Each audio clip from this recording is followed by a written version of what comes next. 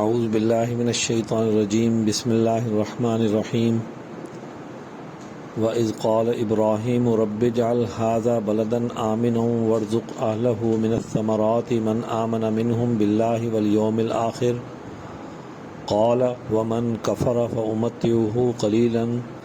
ثُمَّ اضْطَرُّهُ إِلَىٰ عَذَابِ النَّارِ وَبِئْسَ الْمَصِيرُ وَإِذْ يَرْفَعُ إِبْرَاهِيمُ الْقَوَاعِدَ من البیت و اسماعیل ربنا تقبل منا انک انت السمیع العلیم۔ اور جب کہا ابراہیم نے اے میرے رب اسے امن کا شہر بنا دے اور اس کے رہنے والوں کو پھلوں سے رزق دے، جو کوئی ان میں سے اللہ اور قیامت کے دن پر ایمان لائے۔ فرمایا اور جو کافر ہوگا سو اسے بھی تھوڑا سا فائدہ پہنچاؤں گا، پھر اسے دوزخ کے عذاب میں دھکیل دوں گا اور وہ برا ٹھکانہ ہے۔ اور جب ابراہیم اور اسماعیل کعبے کی بنیادیں اٹھا رہے تھے، اے ہمارے رب ہم سے قبول کر، بے شک تو ہی سننے والا اور جاننے والا ہے۔ حضرت اسماعیل علیہ السلام جوان ہو گئے اور پھر اور بھی کچھ واقعات ہیں۔ آپ کی قربانی کا واقعہ ہے جس کی یاد میں ہم عید الاضحیٰ مناتے ہیں، قربانی کی عید مناتے ہیں۔ تو اس کے بعد حضرت ابراہیم علیہ السلام نے اللہ کے حکم سے خانہ کعبہ کو تعمیر کیا، اور اس خانہ کعبہ کی تعمیر میں جب ہو گئی تو آپ نے اللہ تعالیٰ سے دعا مانگی۔ یہ دعا اس تعمیر میں حضرت ابراہیم علیہ السلام کے ساتھ اسماعیل علیہ السلام بھی شامل تھے، اور دعا یہ تھی کہ وَإِذْ قَالَ إِبْرَاهِيمُ رَبِّ اجْعَلْ هَٰذَا بَلَدًا آمِنًا، کہ ابراہیم علیہ السلام نے اپنے رب سے کہا کہ اس شہر کو امن والا شہر بنا۔ تو یعنی شہروں کی جو بنیادی خوبی ہوتی ہے، یعنی جہاں پر انسانی بستیاں آباد ہوتی ہیں، اس کی پہلی خوبی یہ ہونی چاہیے کہ وہاں امن ہونا چاہیے۔ جہاں پر امن ہوتا ہے وہیں پر انسانی تہذیب اور ثقافت پروان چڑھتی ہے۔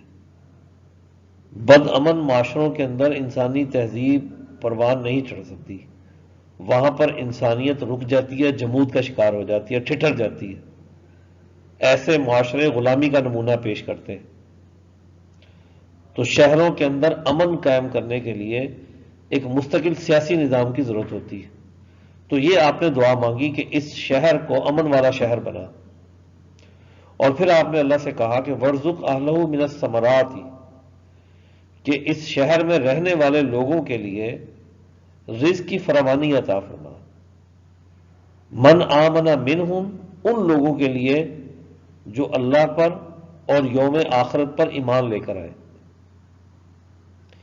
یعنی یہ رزق کی فراوانی ان لوگوں کے لیے ہو جو اللہ اور یوم آخرت پر ایمان لے کر آئے۔ تو اللہ نے جواب دیا قال ومن کفر فامتعه قلیلا،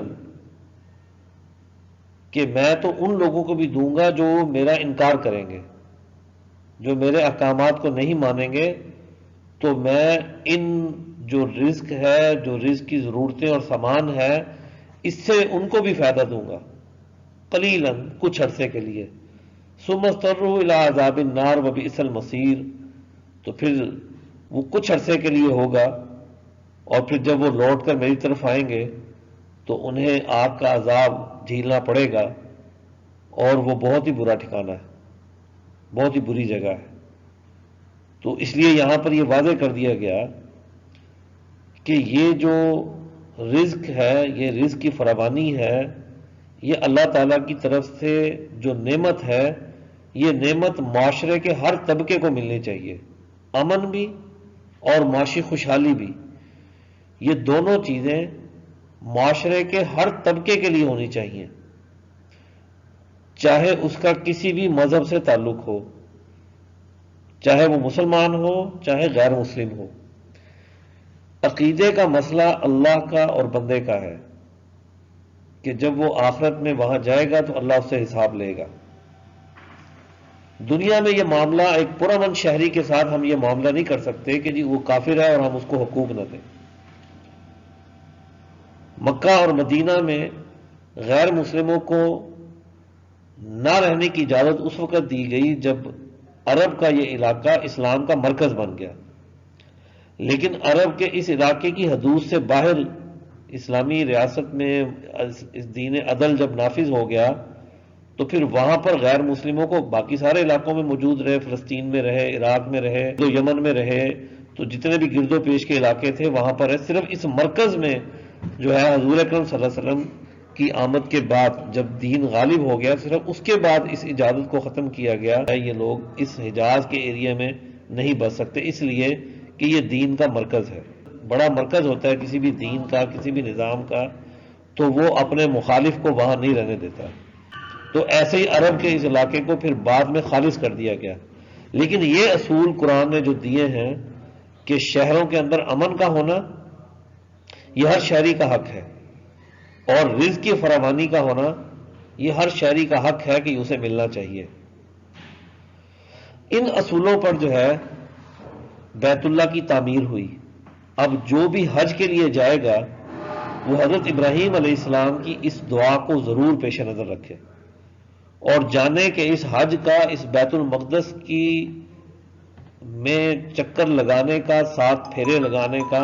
بنیادی مقصد کیا ہے، وہ اس کے ذہن میں رہنا چاہیے کہ جس نے یہ خانہ کعبہ تعمیر کیا اس نے اللہ تعالیٰ سے کیا دعا مانگی اور پھر اللہ تعالیٰ نے اس کی کیا رہنمائی کی۔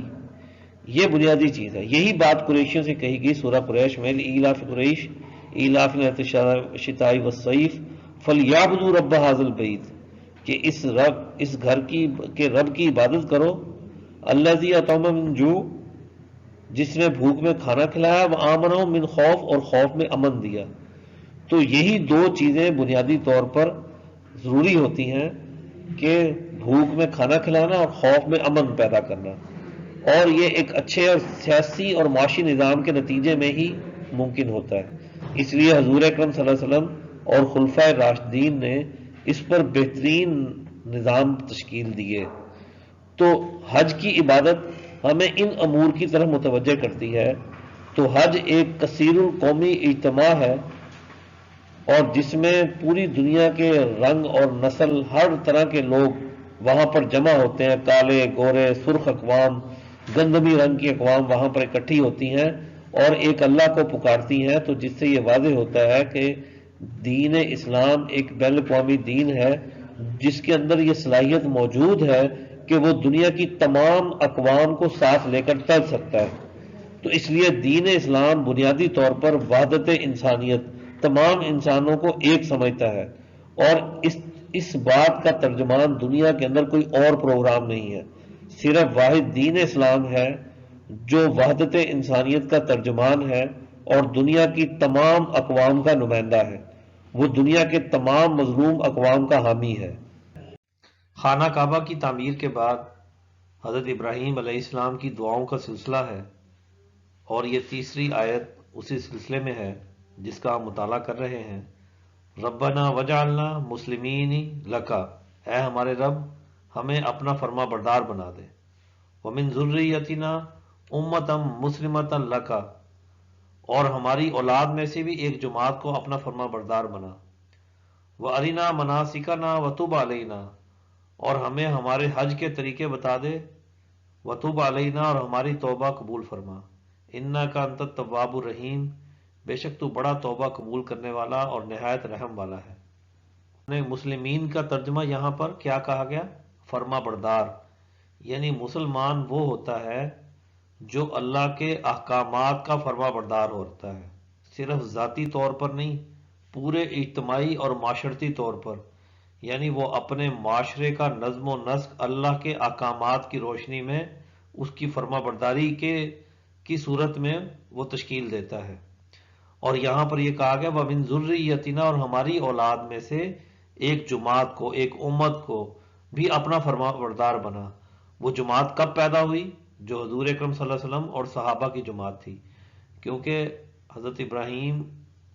کی اولاد میں سے اسماعیل علیہ السلام، اور حضرت اسماعیل کی اولاد میں سے واحد پیغمبر حضرت محمد صلی اللہ علیہ وآلہ وسلم آئے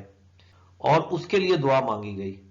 اور ایک جماعت ہی معاشرے کی کامیابی کا ذریعہ ہوتی ہے، تو اس جماعت کی دعا مانگنی چاہیے،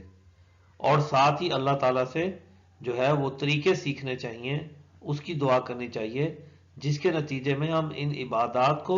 اور ان عبادات کے اجتماعی نظام کو سیکھ سکیں، اور ہم سے جو کوتاہیاں اور غلطیاں ہو جاتی ہیں ان کی معافی مانگیں۔ یہ کوتاہیاں، دیکھیں انبیاء تو کوئی گناہ نہیں کرتے، انبیاء کی زندگی گناہوں سے پاک ہوتی ہے، تو وہ اجتماعی توبہ اس لیے کرتے ہیں کہ جو گناہ معاشرے کے ہوتے ہیں وہ ان گناہوں کی وہ اجتماعی توبہ کرتے ہیں، تو اس لیے کسی فرد کی غلطیاں بھی وہ پورے معاشرے کے اوپر اثر انداز ہوتی ہیں، تو اس لیے کہا، پھر دعا کی گئی کہ بے شک انکا انت التواب الرحیم، کہ اللہ تعالیٰ تو توبہ قبول کرنے والا ہے، وہ رحم کرنے والا ہے۔ تو یہ ہے اس خانہ کعبہ کی سپرٹ جس پر خانہ کعبہ کی تعمیر ہوئی، بنیاد رکھی گئی۔ تو کیا خانہ کعبہ کا طواف کرنے والوں کو ان ساری بنیادوں کو اپنے ذہن میں رکھنا ضروری نہیں ہے؟ تو یقیناً ان چیزوں کو ذہن میں رکھ کر ہم حج کی عبادت کریں گے، اور پھر اپنے اپنے علاقوں میں آ کر بالکل ویسے ہی معاشرتی اثرات پیدا کرنے کی کوشش کریں گے جو حضور اکرم صلی اللہ علیہ وسلم اور جماعت صحابہ نے کیے، تو یقیناً یہ بہت ہی اونچے درجے کی عبادت ہوگی۔